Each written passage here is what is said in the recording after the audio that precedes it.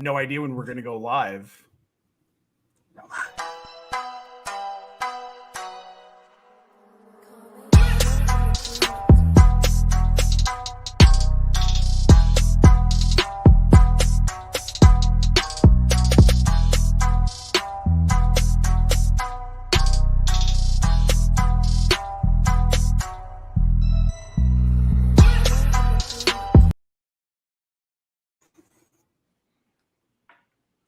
I swear to God, you guys, every time I go live on Instagram, it just like jacks everything up in the beginning. As soon as it hits live, it like decides to cut out my audio. But here we are back, and you guys don't care about my issues in the back end, right? We've got plenty of other things to talk about, namely Scott Fishbowl is back, folks. Live drafts are kicking off here in just like 3 weeks. We are right around the corner, and scoring was just announced. So let's get to that here real quick. As you probably figured out, we're doing a live Scott Fishbowl mock with the current rules and the current rosters. We're going to hit this real quick before I introduce our awesome guests. You will be starting one quarterback, one running back, one wide receiver, one tight end. Now, you are not required to start a kicker if you are on MFL, but if you are playing in a sleeper league, you will be starting one kicker. This is super flex. There are going to be 6 flex spots that are running back, wide receiver, tight end. If you are on MFL, all 6 of those will be a kicker slot. If you are on sleeper, 5 of those will be a running back, wide receiver, tight end slot. That 6th spot is taken by that kicker. Now, for the things that are a little bit different with scoring in this Scott Fishbowl here in 2024, with receptions, QB, kicker, running back, half PPR. In addition to that, the wide receiver gets an additional point of PPR. The tight end gets 1.5 points. Now, there's also a tight end bonus, 1 point per first down. And the biggest change here, guys, 10 points per return touchdown on special teams for individual players. Plus, we are tossing in 1 point for 1 point for 5 yards of return yardage. It's really worded very strangely here, but we're going to pull that back down.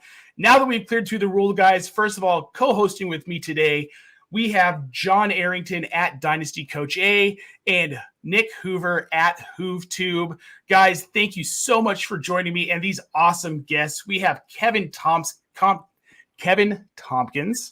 tongue-tied here, at K Tompkins the second on Twitter, and the one and only Mr. Mike Stoyanov.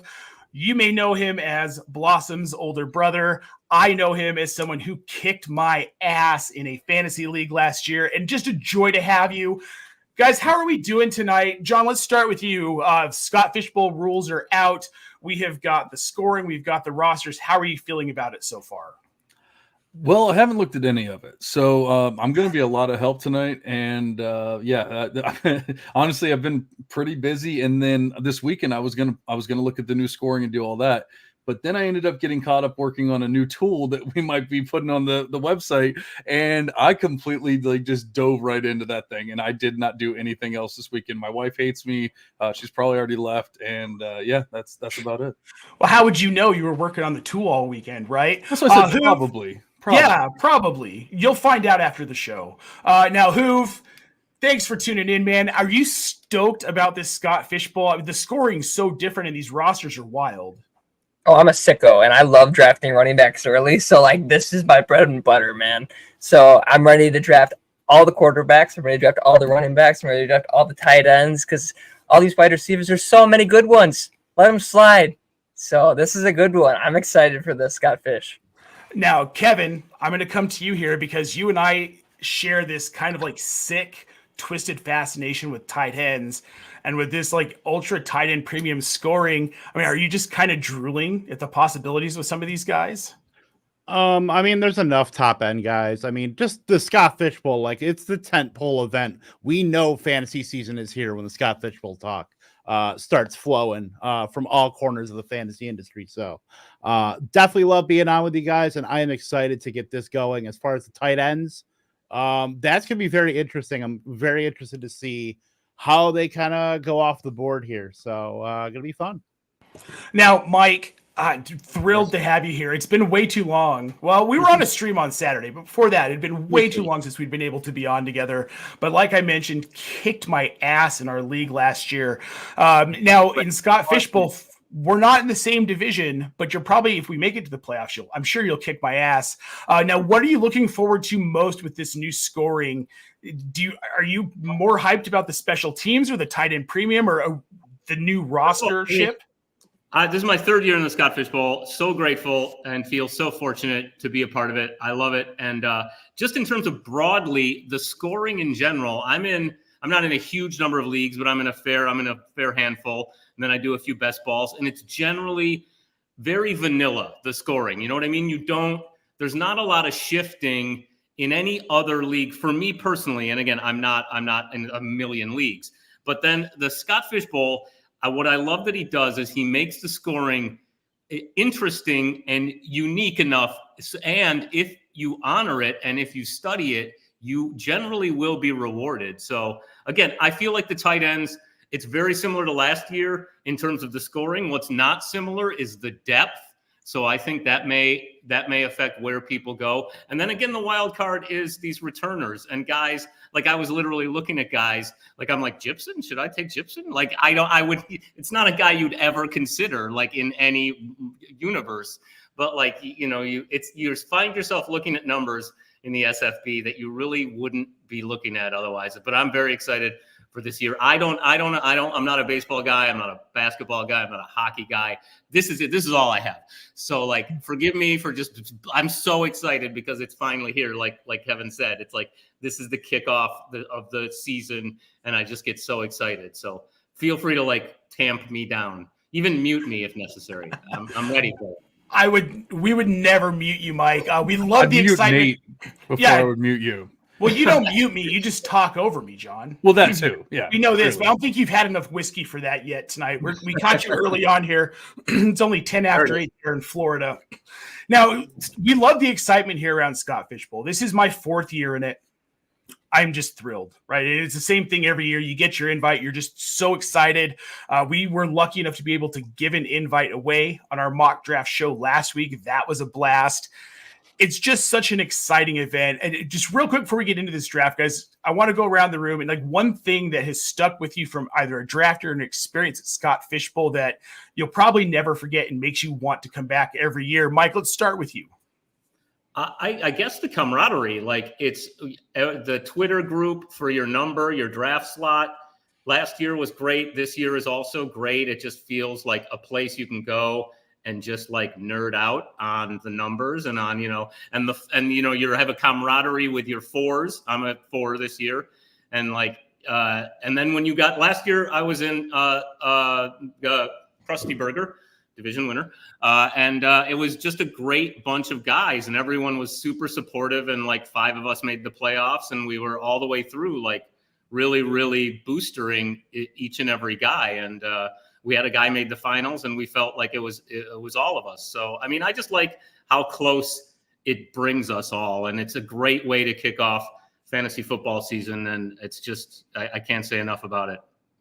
Yeah, I love that. It's a great way to kick off fantasy football season. Hoove, what keeps you coming back every year? I think this is your 3rd year, correct? Correct. Yeah. I think that it's the friendships that I've made, like you've alluded to in like these chats and whatnot. And just like for me, like my first year, that's what I'm thinking of the most is I remember getting added to a Madison chat and me being from Wisconsin. Like I didn't realize there were so many fantasy football people in Wisconsin. I thought everyone was out of state. So like just seeing this and like even someone that I've known for a long time and Nick Whalen, like being a part of it and just like having someone that I knew and making a great friendship with people like Jake Trowbridge out of it. So like, I mean, now Jake and I are going to be drafting again this year at the Madison live draft. So just probably like the friendships over the years, like last year I helped out the 106 chat and I made sure I connected people. And like, that's one thing that I've taken away with Scott Fish is like, if you volunteer to help people, that's like one of the best ways that you can grow your brand because you're marketing, but you're just like bringing people together in like a good way and people can get behind that. So just such a great opportunity with Scott Fish for everything. Now, Kevin, I want to ask you, you're up in North Dakota. Are you guys doing a live draft this year? I go to the Minneapolis one. Okay. It's only like 3.5, 4 hours away, but obviously you get to see Scott. They're 1 month before the expo, but yeah, this is my 6th Scott Fishbowl, all the way back. Scott Fishbowl 9. Don't know how I got in, honestly, but I did, and we'll be back every single year that Scott Fish does this. From getting my ass handed to me by John Paulson in the first season to meeting up with Coop, Linda, JB, and and everybody there as far as the fantasy besties in one of the group chats, lifelong friendships. It's such a great event, and it's such a great event to do a lot of charitable good for, which is honestly, it's what it's all about. Everything else is kind of secondary. We all do the fantasy football and it's all fantastic, but that's where a lot of the focus should lie, is being able to help anybody that we can with Fantasy Cares, with events like this. I know the Podathon is going to be raising a ton of money, toward Fantasy Cares and everything great that they do. So that's what keeps me coming back, honestly.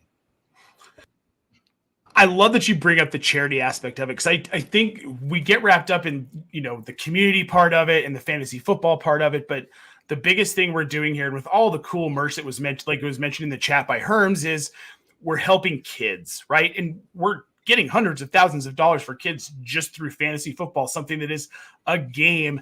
John, when you got into this industry and got into this community, did you imagine there would be something like Scott Fishbowl? Could you have ever envisioned something this large for charity? Not like it is today. I mean, obviously it was around even when I first got started and everything, but it was nothing like it is. And I mean, nothing against it back then. It was obviously starting out and growing each year. But I mean, just to think about where it is today is just, insane. And, the coolest thing for me with Scott Fishbowl, being on the Podathon the past couple of years has been amazing. Just like chopping it up with my boys and everything, but on the Podathon while that's going on has been amazing. But going back to a real live draft, the past 2 seasons, it just something that I feel like, I don't know about everyone else, because I mean, some people probably still did live drafts or whatever, but once I got more into Dynasty, I stopped doing nearly as much redraft, and I really didn't do as many, or maybe not any, live drafts anymore. And so just getting back into that live draft feel, and people telling you it was a great pick, it was a terrible pick, you screwed up, your pants are no longer on, like all that kind of stuff. It's just like, we got to get back to that kind of feel. So I love getting that. Unfortunately, I'm not making the 3rd one in a row this year as far as the live draft, because we're actually going to be out of town and yada yada yada. But I'm still repping the Maverick division for sleeper, I should say. No, I love it, man. And I want to really quick highlight this. This is something that's really cool about Scott Fishbowl. It's from Gator J over at Club Fantasy. SFB is what got me into the fantasy football industry. The people you'll meet, I think that's been the coolest thing for me, is the people I've gotten to meet because of this. People I've been in drafts with, in divisions with. I'm in a division with a guy who is the head producer for the main sports radio station in Denver. Deals with a lot of my favorite radio personalities I've been listening to for years. There are a lot of worlds where I'd be sitting in a fantasy football draft with this guy, or in a chat with the lead singer of August Burns Red, talking about fantasy football. So yeah, it's just a neat community. It's a really neat thing that we get to do every year. And now, guys, I think we're going to get into this mock draft. Before we do, I want to highlight one more time. I just want to go back through the scoring so you guys can take a quick look at it. We are going to be drafting 1 quarterback, 1 running back, 1 wide receiver, 1 tight end, a super flex, 5 flex slots, and then 1 kicker in this draft. We're going to run at least 10 rounds. We might run to 11 if we end up having time. We'll just have to see. Let's get this going, guys. We have got it pulled up here. Let me get over to the draft so we can get it running. All right, first pick is Ginger Beardman. I know via text message he is going to get going. Guys, if you have this first pick, and I know none of us do, who's your first player off the board here with this pick? Let's start with you, Hoove. Who are you snagging with the 101 if you had it? I'd probably Gabe Davis, if first name that comes to mind. But if Gabe Davis, if I'm 2 feeling years ago, frisky, I would have been with you. Yeah, right. if Gabe isn't how I'm wanting to start it, you're probably going to have to go quarterback with probably someone like Josh Allen, Jalen Hurts with the rushing upside that they have this year. So you're probably going to have to go quarterback right off the bat with these guys. But I could really see like someone like Christian McCaffrey and a Scott Fish sneaking up to the 101 in a lot of leagues. So we had Jared Allen, Josh Allen go first overall here. Then Hurts goes with the 2-0 or the 102. So we've got 1-2 quarterback. Christian McCaffrey was called before the show, goes here with that third pick. Now, Kevin, here you are, Lamar Jackson. That is earlier than I've seen him go in any drafts so far. Can you explain why you've got him ahead of guys like Anthony Richardson? Lamar's been QB1 before. Lamar has lost some weight. You know, he's really good at he's really good at avoiding hits. So I think he's going to be just a little bit faster this season. We know that Baltimore offense is going to be very efficient. If he can get back on a 35-40 touchdown trajectory, plus the rushing upside, I think he's the slam dunk of all the picks. I mean, you look at the environment. Josh Allen lost a bunch of receivers. They're probably going to be more run heavy. We saw that at the end of last season with Joe Brady, James Cook. And then, you know, Jalen Hurts, the efficiency's trended down a little bit from his 2022 to 2023. He can certainly get back to it, but I just like the overall offense in Baltimore. Now they have Derrick Henry. You have to account for that instead of, you know, Justice Hill and, you know, the ghost of J.K. Dobbins. You don't have to account for that. You have to account for Derrick Henry now, possibly Keaton Mitchell coming back later. It just the total offense, I want to take a stab at as many, you know, high upside, and I think Lamar's got that as far as the quarterbacks. Okay, now you're speaking about Lamar here, and I do like what you're saying about him. Now, John, I'm going to pivot to you because I want to ask you about Tez Walker, who landed in Baltimore. You and I both watched him have an impossible time getting open horizontally at the Senior Bowl, but the guy could stretch the field deep. He could do it vertically. This is an offense that's mostly going to ask Tez Walker to do that in this kind of format. That is that PPR. It's going to have a premium on those yards. He's a guy you could at some point see returning kicks in an emergency situation. Is a guy like Tez Walker in this Baltimore offense worth a late round stab in this format? No.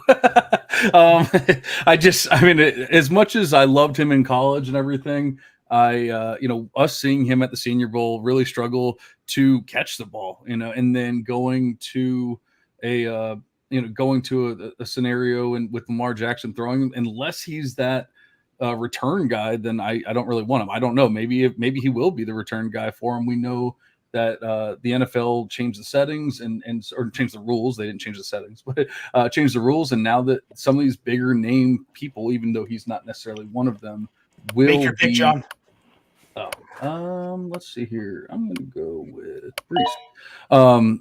So I think that, you know, these teams are going to put out bigger names than maybe we would normally see. And so who knows who's actually going to get out there, and maybe he could score some return points. But if it's just strictly for receiving purposes, I don't want the third or fourth option in Baltimore. I just don't. Sure. I mean, that's a fair point. We've got Drop the Mic FF in the chat. It's Tez Walker. Answer is no. I think you're actually right on something. So, I mean, hey, you've got to be doing something right here. Okay, now picks after we saw Lamar Jackson come off the board. We've got Anthony Richardson to Hoover there at 1.5, then Mahomes at 1.6, Tyreek Hill autoed at 1.7. I'm going to ask you guys about this. With this auto pick of Tyreek Hill at 1.7 in this format, is that a good pick? Do you like that pick? Is that too early for Tyreek Hill? Let's start with you, Kevin. Probably. I mean, you're talking to the dude who drafts wide receivers like they're going out of style. He might be a 1-2 turn pick rather than a middle of the first round pick based on the scoring. And I'd probably take CeeDee Lamb over him. I think it's kind of a coin flip between those two, but you know, I still think it's a little bit early in the middle of the first. Okay, now, sorry, Hoof, I had to do it. So on the corner, I went Dak Prescott, CeeDee Lamb. I started with a stack that, look, I'm not the biggest Dak Prescott guy, but in this format, having that stack, I really, really like it. John, you went Breece Hall. I have to ask you about that in this PPR format. Do you think Breece Hall is going to be a guy who's going to see north of 60 to 70 targets in that Jets offense? Is that why you're looking at him in the first round?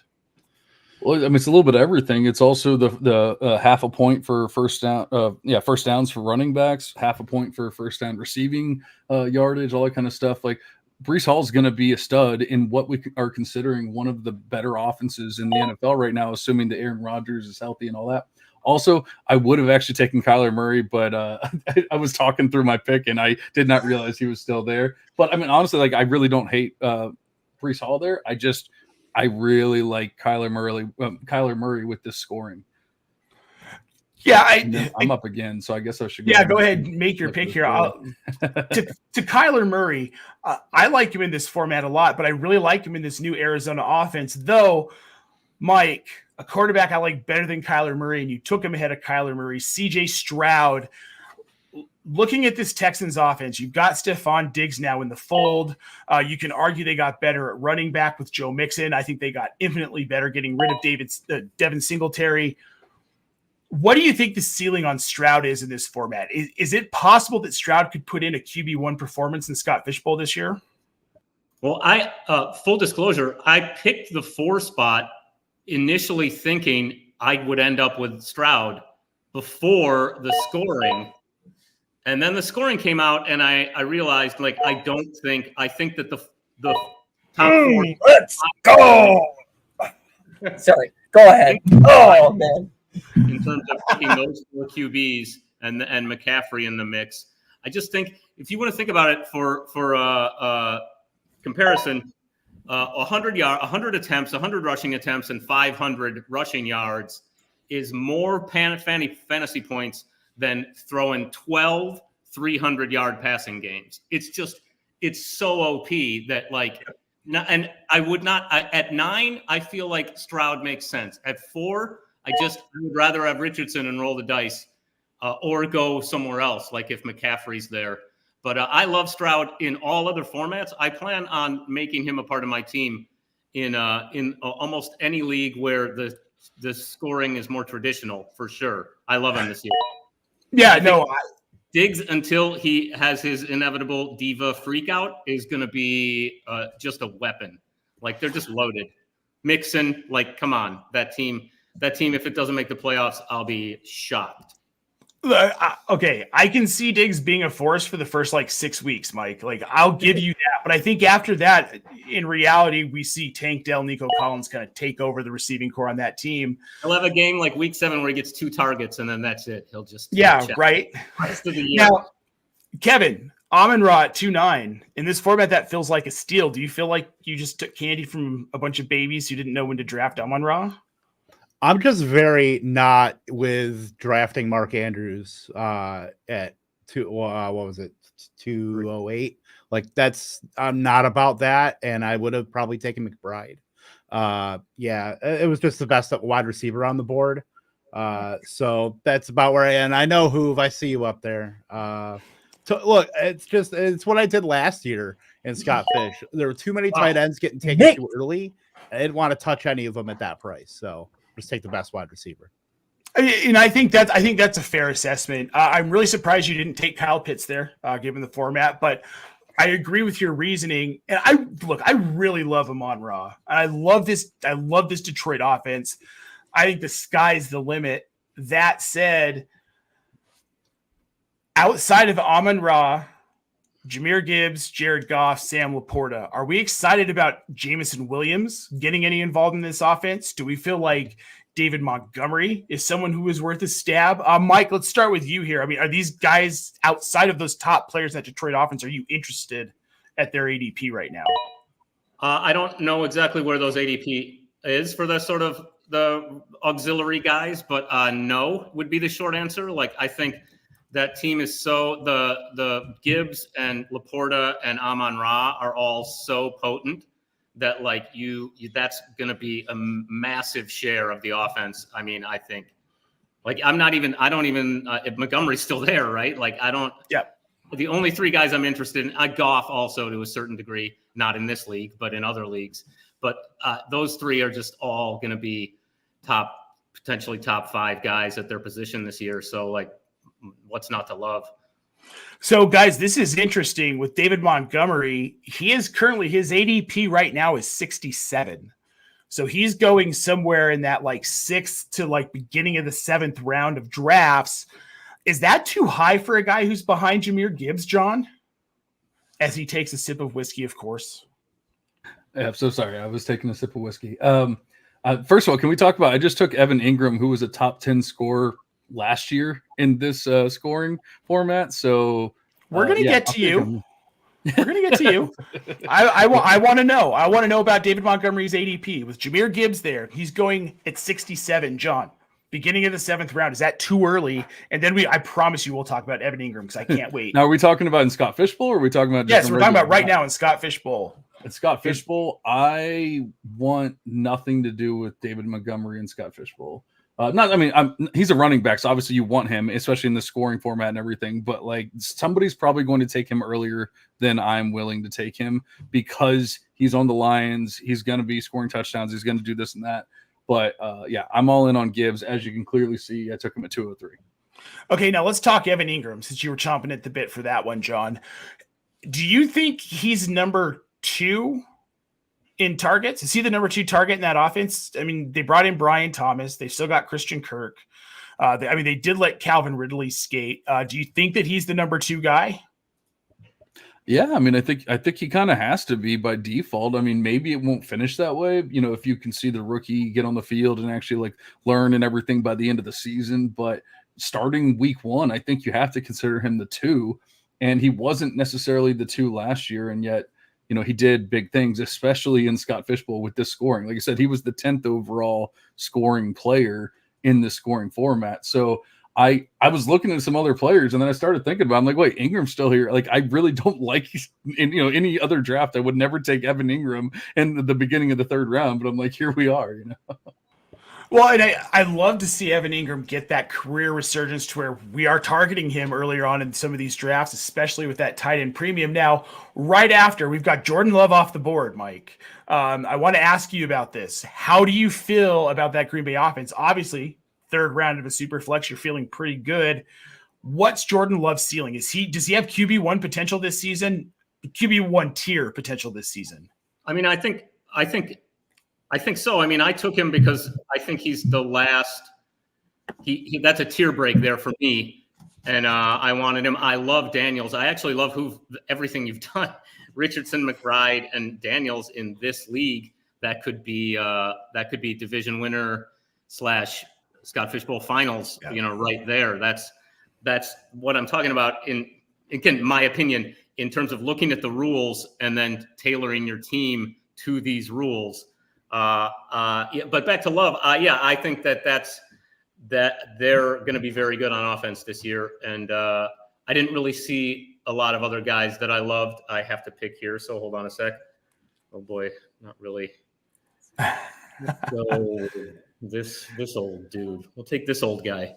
That's not a bad pick in this format though, because we know in that offense, he's going to get a lot of targets. Right? Yeah. I think the wide receivers are the most nerfed, I think. That's why I think that running backs are getting pushed up a little, and I like that. And again, I think that Scott does things with great purpose, and I think he did that to even out running backs and wide receivers, and to see if he can catch people not looking. Because I think wide receivers, everyone is so wide receiver centric these days that I think it's going to be interesting.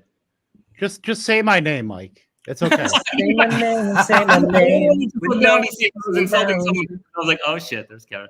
I mean, you've made 4 excellent picks. Lamar Jackson is astounding. That's exactly who I would have taken.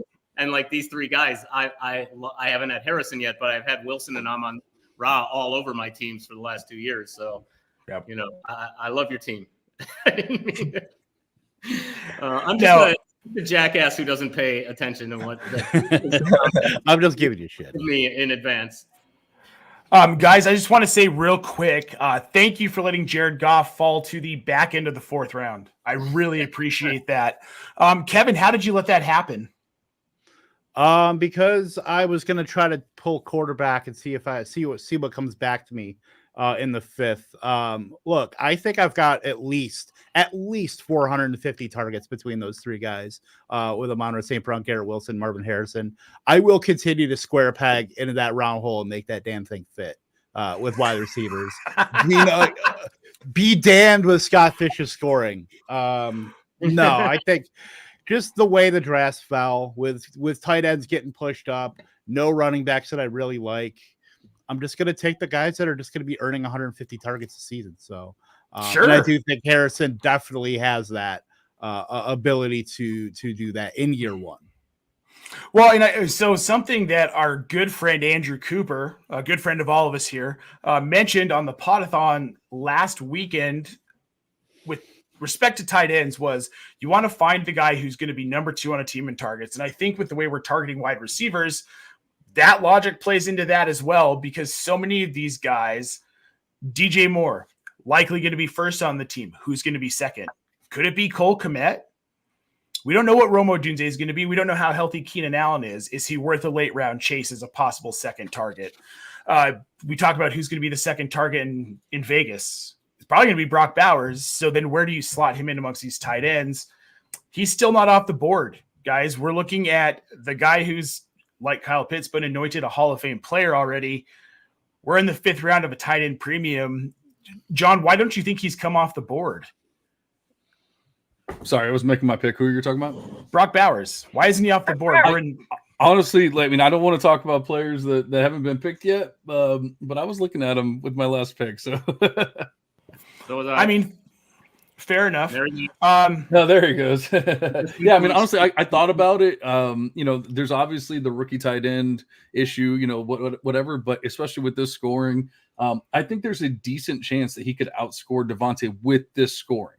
Not in a normal league. Don't hear me. I'm not being crazy. But with this scoring, he could actually outscore Devontae Adams. And Adams went, a round earlier? Or maybe not full round, but like a half round earlier, something like that. So it's kind of like your pick with Nico Collins. And then Diggs, two picks later, Diggs is going to outscore him.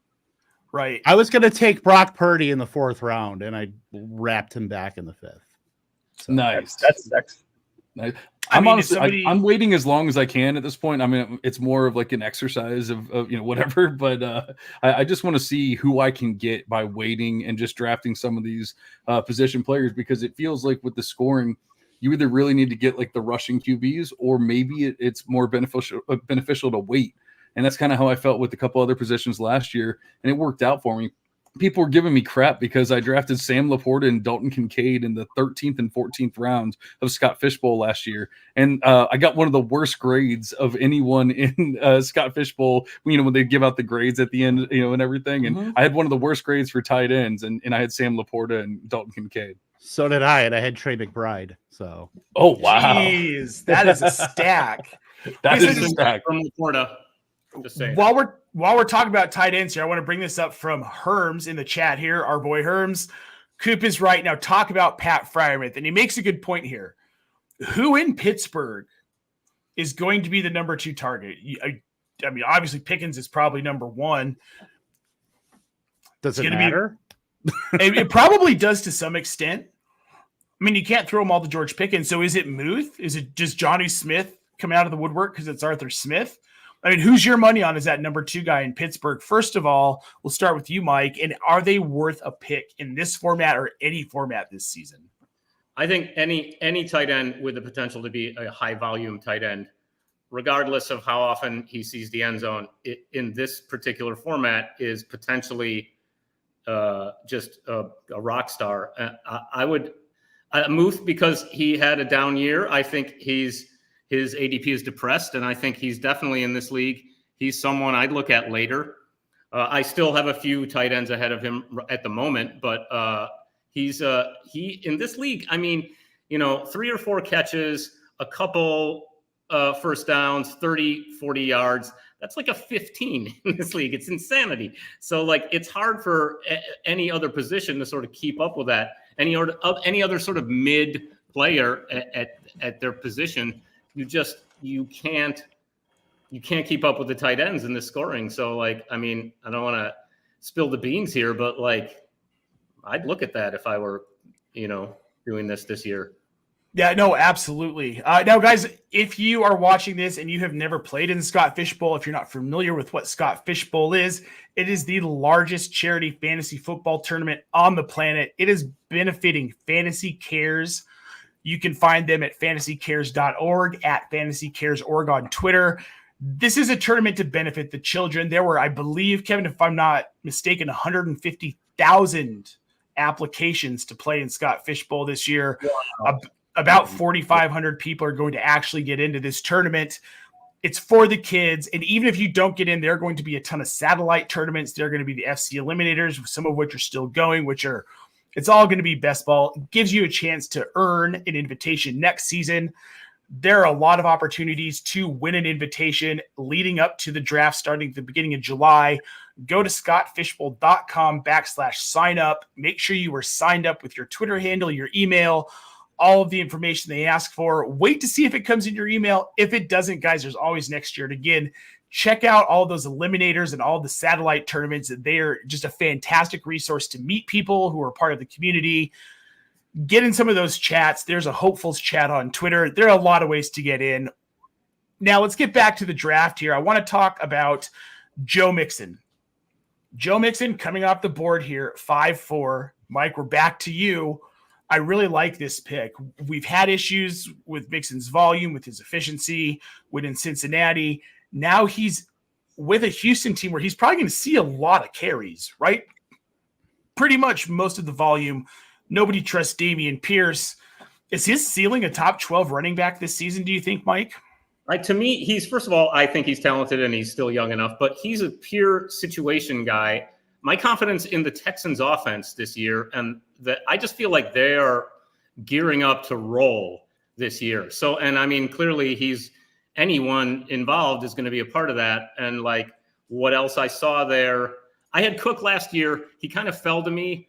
I didn't love it, but then I ended up, this is how fantasy football is just lucky. Like sometimes like you have 3 guys in mind, they all go and you're like, oh, I got to take this guy. And then he shines for you. And you're like, hey, look at me, everyone. I'm a genius. But like, it was him or Cook for me, and I just thought I'd roll with Mixon just to do something a little different. Plus, again, I just think that the Texans are just going to smoke it this year. So I want all parts of that. So I don't know if this is an unpopular opinion or not, but to you going Mixon over Cook, here's why I really like that, and we'll probably do that in most of my drafts, is because of Ray Davis in Buffalo. I think that we are not really understanding how much volume Ray Davis is going to take inside the 20 and on goal line situations, short yardage situations. James Cook remains the pass catching back in this offense, but Kevin, I'll ask you this one. Ray Davis, do you think he's impactful in his Buffalo offense? Do you see him taking over that short yardage because James Cook just doesn't get it done? I mean, there's a reason why Buffalo jettisoned Stephon Diggs, and they didn't. I mean, they brought on Keon Coleman too, but right, they're going in with Curtis Samuel and all these guys. These kind of has-been wide receivers. It's because I think they just want to run the ball, and now they've been looking for a guy to complement off of James Cook. They brought back the ghost of Latavius Murray, who was fine at the beginning in the middle of 2023, but broke down. They were using Ty Johnson. They brought back Leonard Fournette. Clearly, they wanted a second running back to play off of James Cook. So now they go and draft Ray Davis, who is one of my favorite zero RB targets. I think I don't know about the volume, but certainly just touchdown equity alone. He's certainly worth a good pick. And obviously the contingent value of if something happens to James Cook, Ray Davis is immediately a top 12 running back. Yeah. I was just going to say, even before Ray Davis was a factor, they were very reticent to give him any sort of goal line work.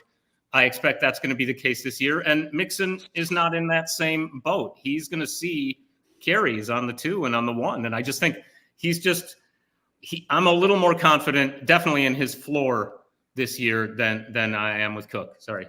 Back to you. No, I really love what you said there, because I think you're right, Mike. And now I want to pivot to another running back who I'm looking here, don't see him off the board, DeAndre Swift. He's another guy who every time he was given opportunities to score in the red zone at the goal line, he couldn't get it in. He's now in Chicago, his 3rd team in 4 seasons. You guys, is this an opportunity for him to maybe refresh his career, maybe a fresh start? Maybe we'll see some sort of breakout from DeAndre Swift, and John, we'll start with you here. Is this just going to be more of the same DeAndre Swift, which is, simply why he's falling down draft boards? I do worry a little bit about his receiving ability in that offense, just because they have so many receiving options beyond him. So like he's, considered a receiving back. He's somebody that we want to score points that way. I don't know if he's going to score that many points that way, but I still love the player. I mean, he's honestly one of the most dynamic backs in the NFL still. He's just kind of proven that he can't handle a full workload and things like that. So, that's why he's going. He went here at 7-12 because of reasons like that. If he was who he is without the injury concerns, without the like wearing down in season concerns, then he would have been picked in like the 4th round or something like that. But I like the pick at 7-12. Probably running back 24, 25, something like that. So I definitely don't mind that at all. Yep. So now we've got a comment in the chat from Vince Mapson, and I'll bring this up here, but he brings up Khalil Herbert in this Bears offense. I got about roughly 200 downvotes in a Reddit fantasy football post for saying that I had a hard time buying into DeAndre Swift, and I was taking Khalil Herbert at ADP at that time because he was going so late in drafts. I can see DeAndre Swift getting hurt again, and all of a sudden Khalil Herbert becomes this beneficiary of all of this volume. Kevin, is that a real possibility, do you think? I think the more likely scenario is Khalil Herbert gets traded. And if he gets traded to somewhere that they need a running back, like if he gets traded to the Giants, I think he's probably a top 20 running back. But Khalil Herbert's always been efficient. He was top 12 last year in rush percentage over expectation. So I have no problem with him as far as being able to be productive in an offense that gives him that opportunity. I know it's kind of a 3-headed monster in Chicago right now. And I think that's why Swift's ADP is a bit depressed, and you kind of see Roschon Johnson's ADP sliding down a little bit too as we start to get deeper into the summer. But Khalil Herbert, I just don't get why there's so much, flack on him being an efficient runner. I think he's the odd man out in Chicago for reasons unbeknownst to me. But if he gets traded, like I said, I think he's top 20, top 25 running back that can be a steal. Even in like underdog drafts, he's like a 16th, 17th round guy right now. It's crazy. It is crazy. And look, that's a discount that I'm willing to take on a player who could have, worst case scenario for DeAndre Swift, he gets hurt mid-season. Khalil Herbert takes over that volume. He becomes relevant in fantasy. Now, a player I don't think is going to be relevant in fantasy, but we saw him come off the board here at 8-7 is Tony Pollard. Coming off of the board before his counterpart in Tennessee, Tyjae Spears. Guys, I have a problem with this because I don't think that Tony Pollard is worth more draft capital than Tyjae Spears right now. John, tell me I'm wrong. I wish I could. No, I agree. I have Tyjae over Pollard and everything, and redraft, dynasty, everything. I'm not saying that he's that much higher, but I think that while it's going to be like a 55, 45 split, 60-40, something like that, I do think that it's going to be the Tyjae is going to end up the lead back when it's all said and done. I don't love Tyjae for long-term purposes because of the knee, but definitely like the next year or two, give me all the Tyjae. That offense is not going to be good to begin with. So all you're really banking on at that point is a lot of dinks and dunks, which, they both have a receiving profile, but I really think that when it's all said and done, Tyjae is going to be the more prolific runner. I agree. I have been a big fan of Tyjae Spears since he was coming out of Tulane. Hoove, where do you sit on this Tyjae Spears, Tony Pollard debate? Are you team Pollard or are you team Spears?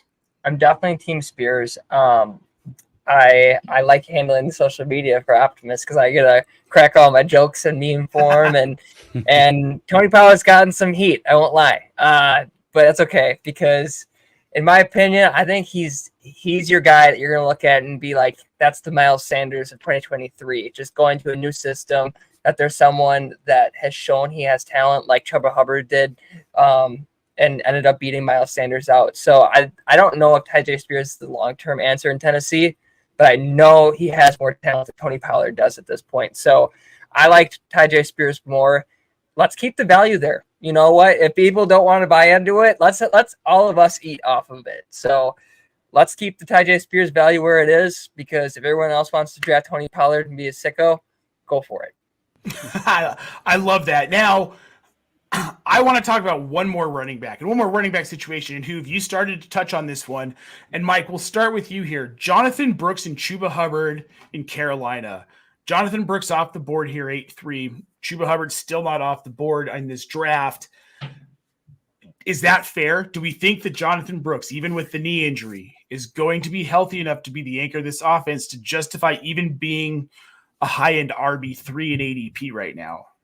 I don't know about his specific ADP, but I think that's fair, him going ahead of Hubbard. He was the first running back taken in the draft, right? The real draft, the for reals draft, the NFL draft. Yes. I mean, I think they're going to give him run. They're going to give him, they took him with the idea that he will be the guy, like regardless of the room at the moment. So I am interested in him at a certain point. I have not been interested in Hubbard at any point so far. Or Sanders, obviously. But yeah, I think it's fair, and I think it's a good pick. That might be a tad high, looking past here some other guys that Jeremy passed on to grab Brooks. But if you like a guy, you love a guy, get your guy. I can see that. The plan, I feel like, must be to make him close to an every down guy. So you want, at this point in the draft, you want to take a flyer on that rather than a guy is going to be a role player, is going to be a sharer. Like that's just my philosophy, and I get burned by it as much as I went out with it. So I'm all for it. I think that Jonathan Brooks, even if he doesn't start the season at full speed by week 3 or 4, I think he will be at full speed. We forget that these younger guys, they recover from this stuff quicker. Plus, training has changed, medicine has changed. Right. A lot of these guys can come back with the explosiveness from these injuries a lot quicker. And look, Linda, if you're watching, I'm really sorry, but I didn't even like Chuba coming out of college from Oklahoma State. So you're not really going to get a whole lot of Chuba love from me, right? I'm sorry. We're still friends. I promise. No, we're not. No, she's going to kill me. I'm probably going to get blocked from the happy hour chat at this point. All right. Now, it's already happened. It has. We've got Cole Kmet here going off the board, 10th round in Chicago. Here's why I'm bringing him up. We talked about who's going to be that guy in an offense. It's going to be the number 2 targeted player, right? Now you look at the Chicago offense, Rome Odunze, Keenan Allen, DJ Moore. Then you've got DeAndre Swift, Khalil Herbert, who are both pass catching backs to some degree. Is Cole Kmet kind of the odd man out in this offense, Kevin? He's no best than 4th for me. I mean, from the Rome Odunze talk, who's to say Rome Odunze couldn't just DK Metcalf and completely take over this offense? Like, there's no, we're taking that out of the equation when we're talking about Rome Odunze. Like, we talk about, how's he going to fit in with DJ Moore and how's he going to fit in with Keenan Allen? What if Rome Odunze is just the guy? Like, we have to factor that into. Keenan Allen's going to get his. DJ, I think that offense is going to be a lot better than people imagine. There's going to be a big spike in 11 personnel, big spike in pass rate over expected. These aren't your grandfather's Bears or even your father's or even last year's Bears. This is Shane Waldron's Bears. Right. Right. So get that 13 personnel out, baby. Oh my God! If that happens, with the newly signed Mercedes Lewis for another. Why do you think they did it? I'm telling you, Keenan Allen is not worth that value. If I promise, Rome Odunze will be the second target on that team.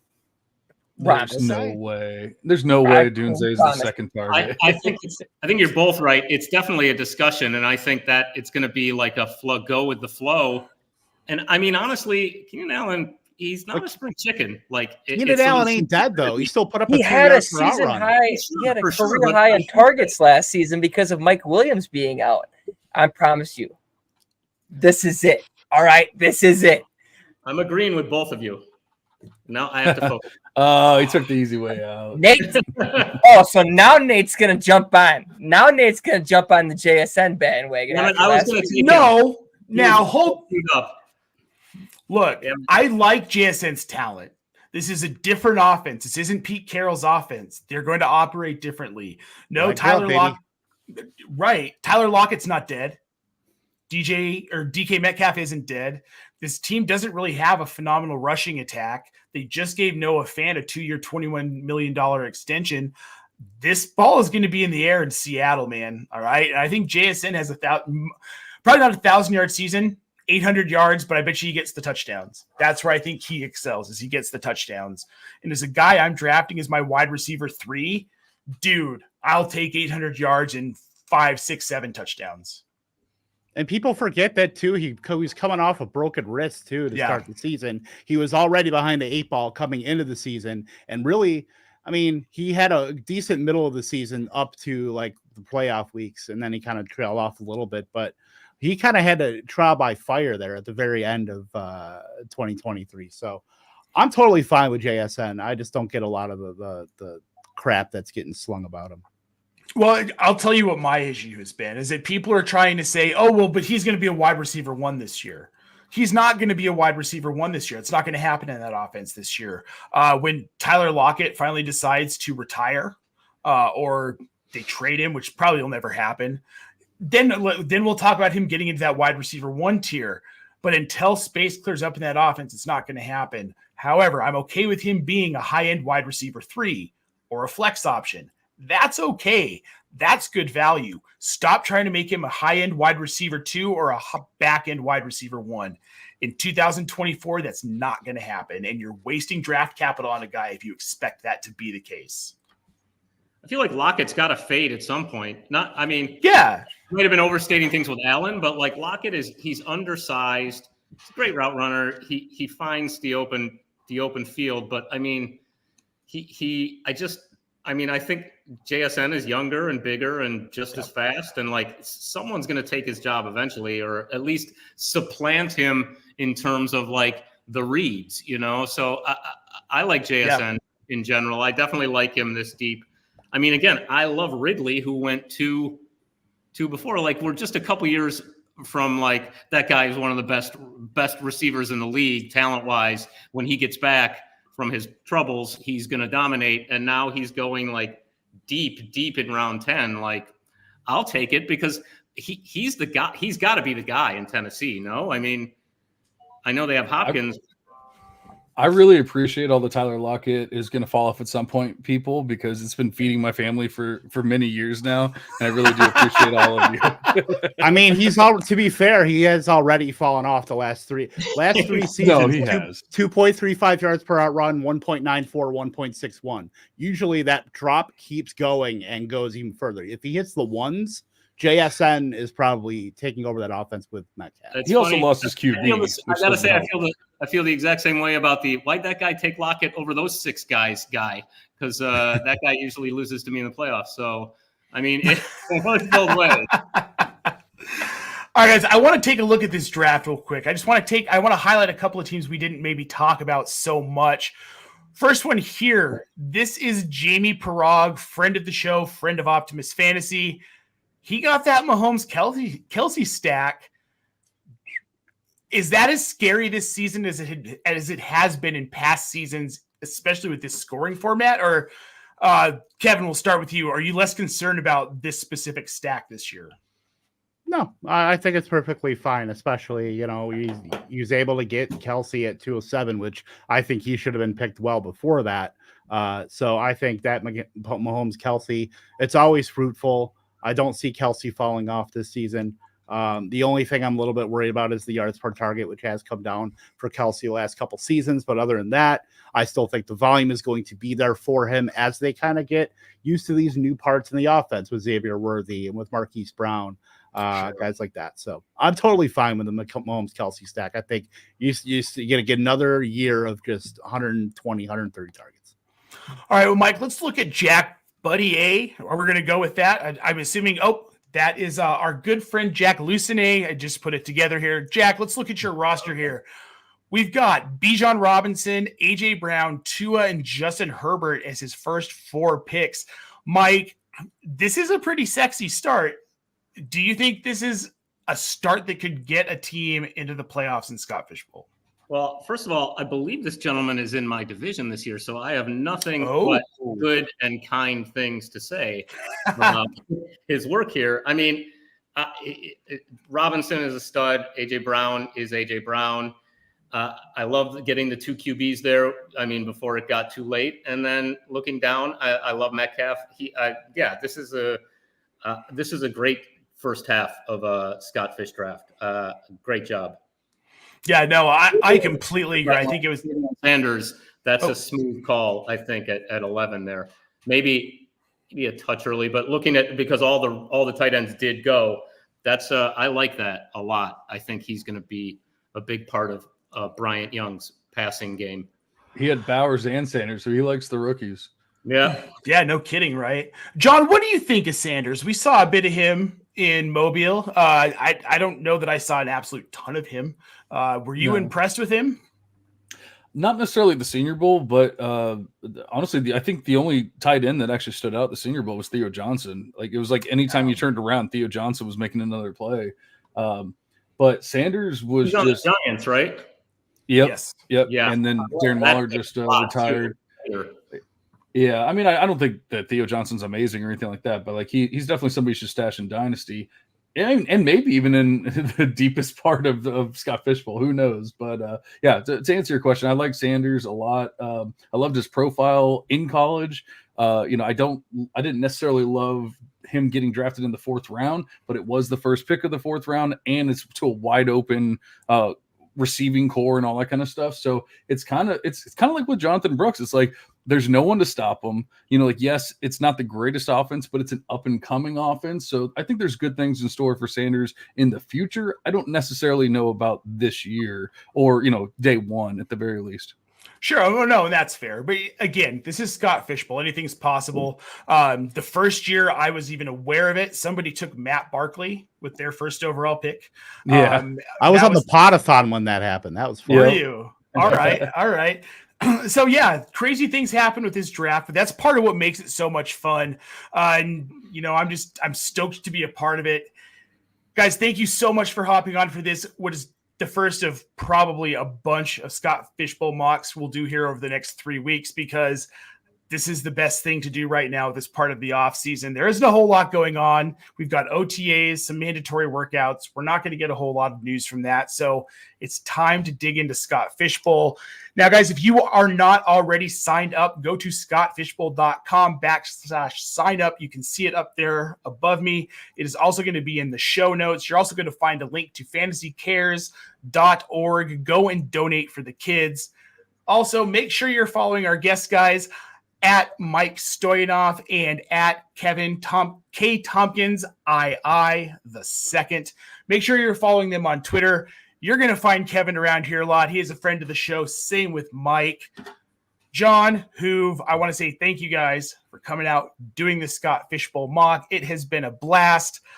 I'm going to get us out of here. It's been an absolute joy, and we will see you guys on Thursday for the Dynasty Show. Thank you, Nate. Adios, guys.